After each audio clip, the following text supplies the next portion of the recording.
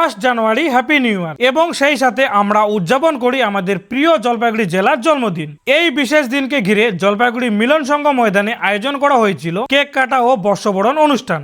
আর সেদিন কাটা হয় বিশাল 155 পাউন্ডের কেক। যেমনটা আমি আগের ভিডিওতে বলেছিলাম, 31 তারিখ রাতেই জেলার জন্মদিনের সাথে সাথে নতুন বছরকে স্বাগত জানানো হবে। কিন্তু এখানে এসে যে এমন সুন্দর আয়োজন দেখবো সত্যি ভাবিনি। তীব্র ঠান্ডাকে উপেক্ষা করে আমি পৌঁছে যাই মিলন সংঘ ময়দানে। গিয়ে দেখি 10 টাকার টিকিট হয়েছে 20 টাকা, আর টিকিটের সাথে দেওয়া হচ্ছে একটা ছোট 5 টাকার কেক। যাই হোক, মনের আনন্দটাই বড়, তাই ভেবে না দেখে ঢুকে পড়লাম মেলায়। স্টলগুলি ঘুরতে ঘুরতেই চোখে পড়লো তান্দুরি চা, আর দেরি না করে চা অর্ডার দিলাম। দাম ছিল 1 কাপ চা 30 টাকা।